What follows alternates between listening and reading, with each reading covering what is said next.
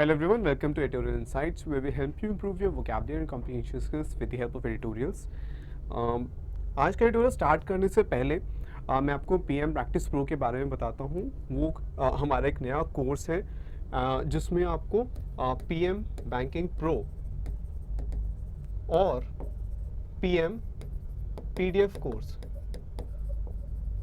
ये दोनों के फीचर्स आपको मिल सकते हैं। ये पीएम बैंकिंग प्रो 799 इसका प्राइस है एंड पीएम पीडीएफ कोर्स का प्राइस भी 799 है। और इन दोनों का फीचर्स आपको मिल सकते हैं पीएम प्रैक्टिस प्रो में, जो कि 1249 जिसका प्राइस है, लेकिन अभी लिमिटेड टाइम के लिए ये 999 के प्राइस पर अवेलेबल है। तो आपको पीएम प्रैक्टिस प्रो में क्या क्या मिलेगा? बैंकिंग पीडीएफ कोर्स, जिसमें मोर देन 20,000 क्वेश्चंस है आपकी प्रैक्टिस के लिए। जितने भी major bank and insurance exams हैं उन सभी के मॉक्स हैं, तो मोर देन 5,000 मॉक टेस्ट हैं, उनके डिटेल्ड सॉल्यूशंस हैं। और अगर आप मल्टीपल एग्जाम्स टारगेट कर रहे हैं बैंक के या इंश्योरेंस के, तो आपके लिए बहुत बेनिफिशियल हो सकता है। तो you should check this out. और जो इसमें इन डेप्थ पीडीएफ कोर्स है, हाई क्वालिटी क्वेश्चंस हैं, इजी से डिफ़िकल्ट लेवल के क्वेश्चंस हैं, डिफरेंट टॉपिक्स हमने कवर किए हैं, तो ये आपकी काफ़ी हेल्प करेगा। सो आज जो हमारा एडिटोरियल है वो है नो फिल्टर। ये जो अभी सुप्रीम कोर्ट की एक रूलिंग आई है, जिसमें सुप्रीम कोर्ट ने section 6A Delhi special police establishment act के एक प्रोविज़न को जो है नलिफाई कर दिया है। तो उसके ऊपर ये एडिटोरियल है, तो आपको क्विकली रीड करना है एंड पैसेज के एंड में एक वोकैब बेस्ड क्वेश्चन है वो अटेम्प्ट करना है, फिर हम इसको डिस्कस करते हैं।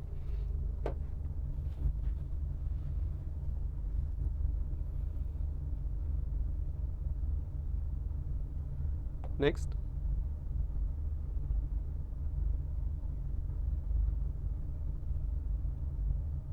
नेक्स्ट,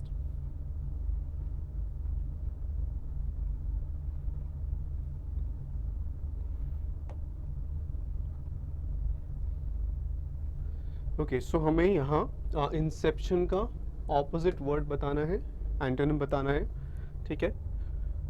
चलो, आई होप आपने क्वेश्चन अटेम्प्ट कर लिया है, पैसेज रीड कर लिया है। अब हम स्टार्ट करते हैं। A constitution bench of the supreme court, supreme court के कॉन्स्टिट्यूशन बेंच ने क्या किया? Has ruled that its 2014 verdict judgment. तो जो 2014 में सुप्रीम कोर्ट ने एक जजमेंट दी थी, जिसमें सेक्शन 6A को इनवैलिडेट कर दिया गया था, यानी कि उसे नलिफाई कर दिया गया था, या एन्यूअल या फिर नलिफाई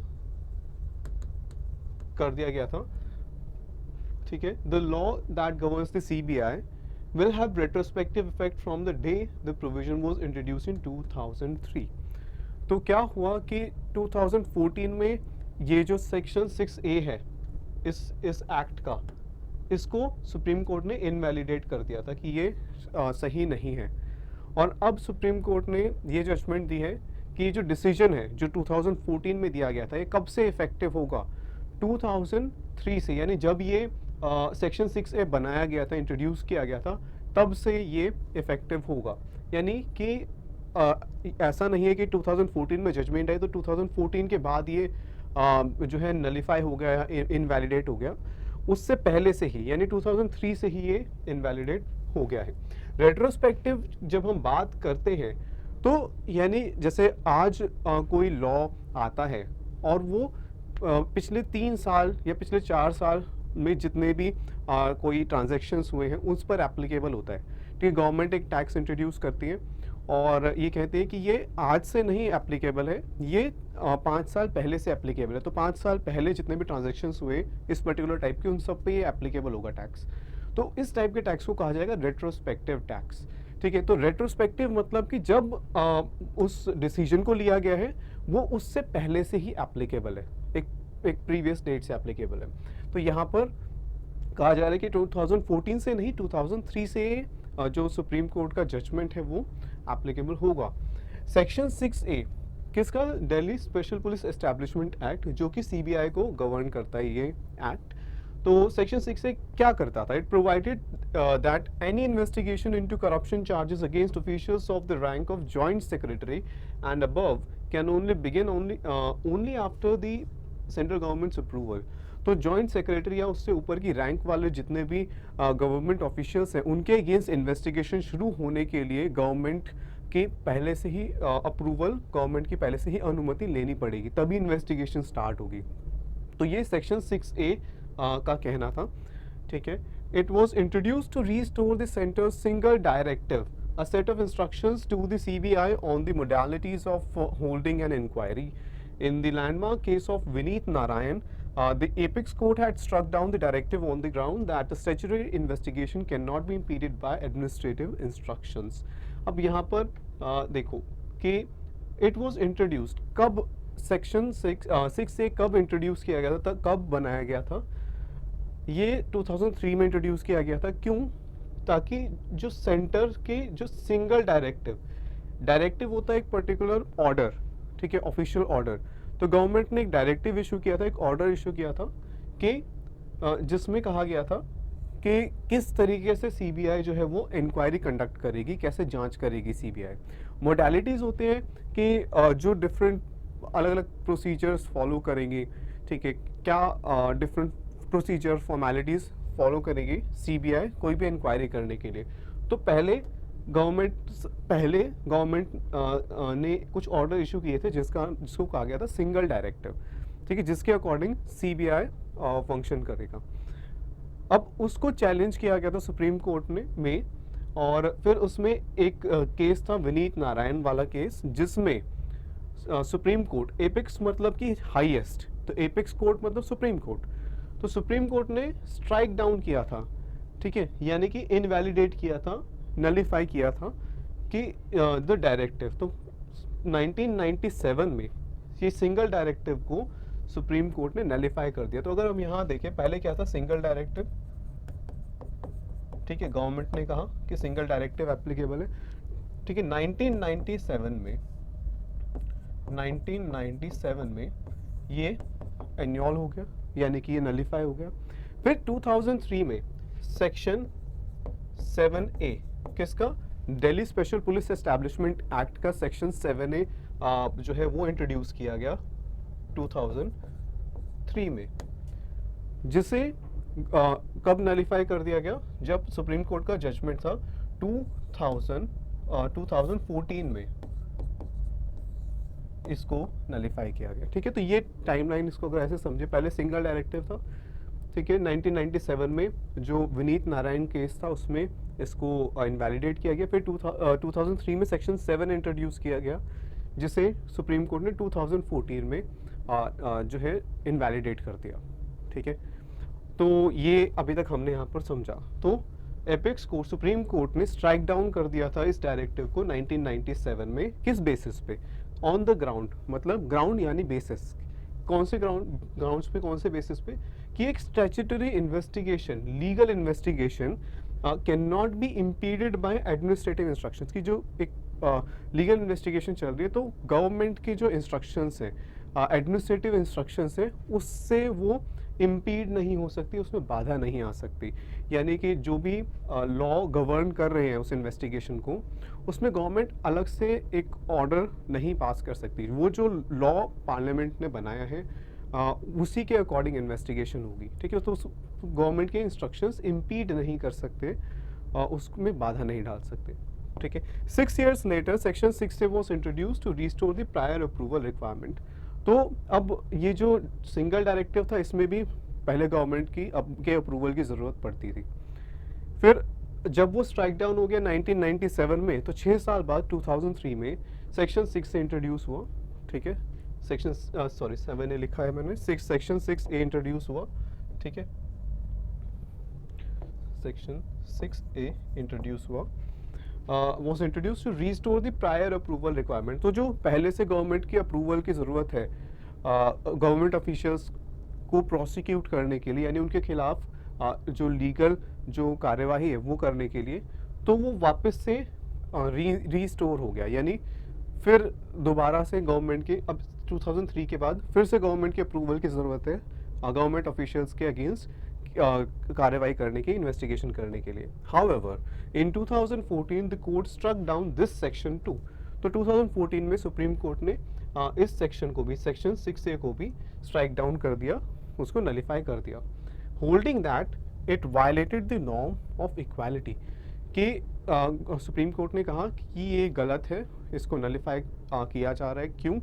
क्योंकि ये इक्वालिटी के जो नॉर्म है, इक्वालिटी, बराबरी, समानता, ठीक है, तो उसका जो नॉर्म है उसके अगेंस्ट है. ठीक है, इट इज़ नॉट, इक्वालिटी को इक्वल नहीं है. क्यों नहीं है?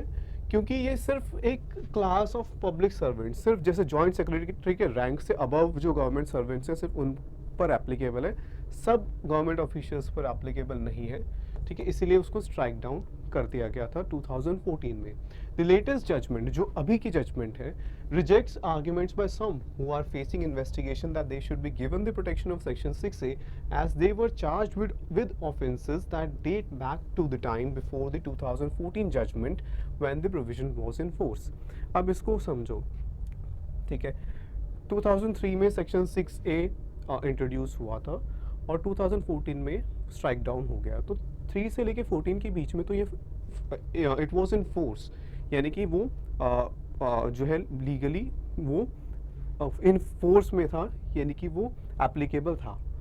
तो जो गवर्नमेंट ऑफिशियल्स है जिनके ऊपर केसेस दर्ज हुए 2003 से 14 के बीच में, वो उन्होंने सुप्रीम कोर्ट को अप्रोच किया इस जजमेंट के बाद कि क्योंकि उनके ऊपर जो केसेस हैं वो, क्योंकि 2003 से 14 के बीच में इन्वेस्टिगेशन स्टार्ट हुई, तो सेक्शन 6 से उनके ऊपर एप्लीकेबल होना चाहिए, यानी कि गवर्नमेंट का प्रायर अप्रूवल की जो रिक्वायरमेंट है वो एप्लीकेबल होनी चाहिए उनके ऊपर. ठीक है, ताकि उनकी इन्वेस्टिगेशन से पहले गवर्नमेंट का अप्रूवल ज़रूरी होना चाहिए. ये उन्होंने सुप्रीम कोर्ट से रिक्वेस्ट की. ठीक है, okay. The court has reiterated, दोबारा कोर्ट ने दोबारा से ये कहा, रीइटरेट करना, दोबारा कहना, the position that pre constitution laws can not be inconsistent with the constitution. ठीक है, कि पोस्ट कॉन्स्टिट्यूशन लॉज, कि कॉन्स्टिट्यूशन के बनने के बाद जो लॉ बने हैं वो कॉन्स्टिट्यूशन के से इनकंसिस्टेंट नहीं हो सकते, यानी कि उन्हें कॉन्स्टिट्यूशन को फॉलो करना पड़ेगा. ठीक है, and when they are so declared by a court, और जब कोई कोर्ट किसी प्रोविजन को, किसी लॉ को डिक्लेयर करते कि कॉन्स्टिट्यूशन से इनकंसिस्टेंट है, कॉन्स्टिट्यूशन से एग्री नहीं करता, the invalidation is with effect from their inception. तो ये जब भी कोर्ट का कोई ऑर्डर आएगा किसी एक प्रोविजन को नलिफाई करते हुए, तो वो कब से एप्लीकेबल होगा? जब से वो प्रोविजन इंसेप्शन उसका किया गया था, यानी कि जब से वो इस्टेब्लिश हुआ था, जब से उसकी शुरुआत हुई थी. ठीक है, तो ऐसा नहीं है कि 2014 में अगर उसको नलिफाई किया गया है तो वो 2014 से पहले वो वैलिड रहेगा. नहीं, वो कब से नलिफाई होगा? जब से उसका इंसेप्शन हुआ था, जब से वो इंट्रोड्यूस किया गया था. तो ये सुप्रीम कोर्ट ने आर्ग्यूमेंट दिया, सुप्रीम कोर्ट ने कहा the judgment is of limited applicability now. अब अभी के अगर हम देखें अभी, तो ये जो जजमेंट है सुप्रीम कोर्ट की, उसकी एप्लीकेबिलिटी बहुत लिमिटेड है, बहुत कम है. क्यों? as it will impact only allegations that date back to the period between 2003 and 2014. ये सिर्फ उन allegations की बात करता है जो 2003 और 2014 इस पीरियड के बीच में गवर्नमेंट ऑफिशियल्स पर लगे. The law as it stands now is quite different. लेकिन अभी जो लॉज हैं वो जो कानून है वो डिफरेंट है. कैसे? इन 2018 when the prevention of corruption act was amended, 2018 में पीसीए को अमेंड किया गया था, प्रिवेंशन ऑफ करप्शन एक्ट, जिसके अंडर जो भी करप्ट ऑफिशियल्स होते हैं उनके ऊपर कार्यवाही होती है. ठीक है, तो प्रिवेंशन ऑफ करप्शन एक्ट, तो उसको अमेंड किया गया था, उसमें कुछ चेंजेस किए गए थे, संशोधन किया गया था. ठीक है, सेक्शन 17A वाज इंट्रोड्यूस्ड. अब सेक्शन 17A कौन से लॉ में? सेक्शन 6A तो था Delhi special police establishment act, जो CBI की फंक्शनिंग को जो है डिसाइड करता है. लेकिन जो सेक्शन 17A ये PCA में, प्रिवेंशन ऑफ करप्शन एक्ट में इंट्रोड्यूस किया गया था to make the governments previous approval a mandatory requirement.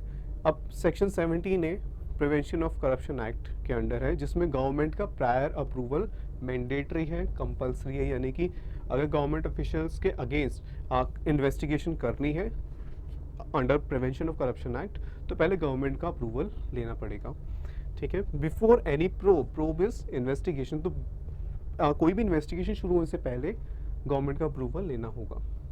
Can be begun into decision और recommendations made by public servant, कि किसी भी पब्लिक सर्वेंट या गवर्नमेंट ऑफिशियल ने कोई भी डिसीजन लिया है, कोई भी रिकमेंडेशन दी है, तो उसके ऊपर इन्वेस्टिगेशन करने से पहले गवर्नमेंट का अप्रूवल ज़रूरी है।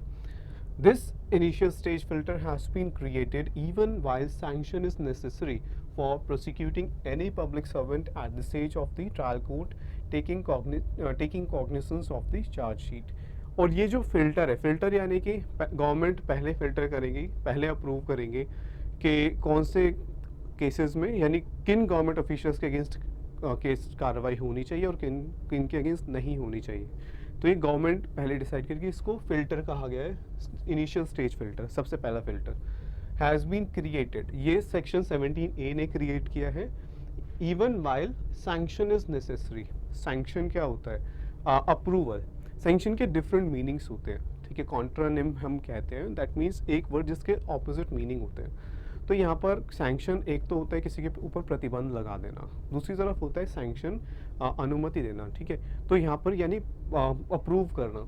Y sanction is necessary, approval ज़रूरी है गवर्नमेंट का फॉर प्रोसिक्यूशन, किसी के अगेंस्ट लीगल एक्शन लेना। तो अगर हमें किसी भी पब्लिक सर्वेंट के अगेंस्ट लीगल एक्शन लेना है तो अब गवर्नमेंट का जो अप्रूवल है वो ज़रूरी है एट द स्टेज ऑफ। और ये कब है? जबकि पहले से ही एक और फिल्टर है, यानी पहले से ही ये रिक्वायरमेंट है कि जब भी कोई केस ट्रायल कोर्ट में पहुंचता है और पुलिस चार्ज शीट फाइल करती है, तो फिर जो वहाँ पर जो कोर्ट है, इट विल वहाँ पर even a sanction is necessary for prosecuting any public servant at the stage of the trial court taking cognizance of the charge sheet। हाँ, तो जब ट्रायल कोर्ट के अंदर, किसी भी ट्रायल कोर्ट में पुलिस चार्ज शीट फाइल करेगी किसी के अगेंस्ट, तो तब ये जो गवर्नमेंट का अप्रूवल है वो नेसेसरी है, ठीक है। ये एक चीज़ है। लेकिन इसके बाद एक और इससे पहले फिल्टर लगाया गया कि इन्वेस्टिगेशन शुरू होने से पहले ही गवर्नमेंट का अप्रूवल चाहिए, ठीक है। तो पहले था कि केस शुरू होने से पहले गवर्नमेंट का अप्रूवल चाहिए, ठीक है, जब पुलिस चार्जशीट फाइल करती है। लेकिन उससे पहले 17A ने क्या किया कि पहले ही अप्रूवल चाहिए होगा इवन इन्वेस्टिगेशन स्टार्ट होने से पहले, ठीक है। A prior approval requirement for initiating an anti corruption probe is not inherently desirable, inherently naturally, ठीक है, नेचुरली डिजायरेबल नहीं है, यानी it's not something we want. ऐसा नहीं होना चाहिए कि इन्वेस्टिगेशन स्टार्ट होने से पहले ही अप्रूवल की ज़रूरत पड़े। इन इस 2014 जजमेंट द कोर्ट, यहाँ पर किस कोर्ट की बात हो रही है? सुप्रीम कोर्ट की बात हो रही है। The court had observed that such provisions are destructive of the objective of the anti corruption laws. तो सुप्रीम कोर्ट ने ये कहा था कि इस तरह के जो प्रोविजंस हैं, जो लॉज के जो क्लॉजेज हैं, पार्ट्स हैं, वो क्या काम करते हैं? वो एंटी करप्शन लॉज का जो ऑब्जेक्टिव है कि करप्ट गवर्नमेंट ऑफिशियल्स के अगेंस्ट जो लीगल एक्शन लेना है, तो उस ऑब्जेक्टिव को डिस्ट्रॉय करते हैं वो, ठीक है, क्योंकि उनके अगेंस्ट फिर प्रॉपर जो इन्वेस्टिगेशन है वो नहीं हो पाती।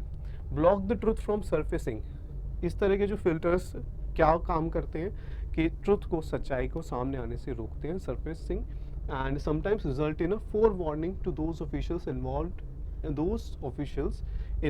as soon as allegations arise against them। और अगर पहले ही गवर्नमेंट का अप्रूवल चाहिए होगा इन्वेस्टिगेशन शुरू होने से ही पहले, तो जो गवर्नमेंट ऑफिशियल्स है जिनके अगेंस्ट इन्वेस्टिगेशन स्टार्ट होनी थी, उन्हें पहले ही एक वार्निंग मिल जाएगी, पहले ही पता चल जाएगा कि इस तरह की कोई इन्वेस्टिगेशन स्टार्ट होने वाली है।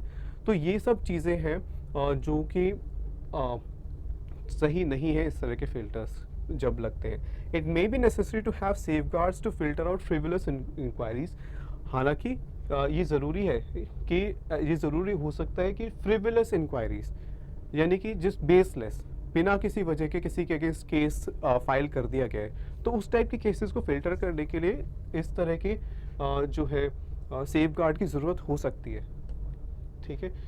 मेकिंग क्रूशियल बोनाफाइड डिसीजंस कि कोई गवर्नमेंट ऑफिशियल्स बहुत बार जेन्युइन डिसीजंस लेते हैं, वो ऐसे गुड फेथ में डिसीजंस लेते हैं, यानी कि उनकी इंटेंशंस सही होती है, वो डिसीजंस लेते हैं और फिर भी उनके अगेंस्ट कुछ लोग केसेस फाइल करते हैं। तो उस टाइप के बेसलेस केसेस को रिमूव करने के लिए फिल्टर्स की ज़रूरत है, लेकिन it is equally in the interest of the public that these provisions do not become a shield for the unscrupulous। लेकिन ऐसा ना हो कि इस तरह के फिल्टर्स जो है वो unscrupulous यानी जो डिसऑनेस्ट पीपल हैं उनके लिए एक शील्ड का काम करें, ठीक है, उनको पहले ही वार्निंग मिल जाए, ठीक है, उनके अगेंस्ट इन्वेस्टिगेशन स्टार्ट ना हो पाए। तो ऐसा नहीं होना चाहिए।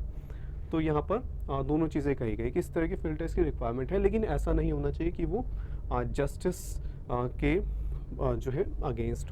ओके, इस तरह के जो अनस्क्रूपुलस एलिमेंट्स हैं, डिसऑनेस्ट,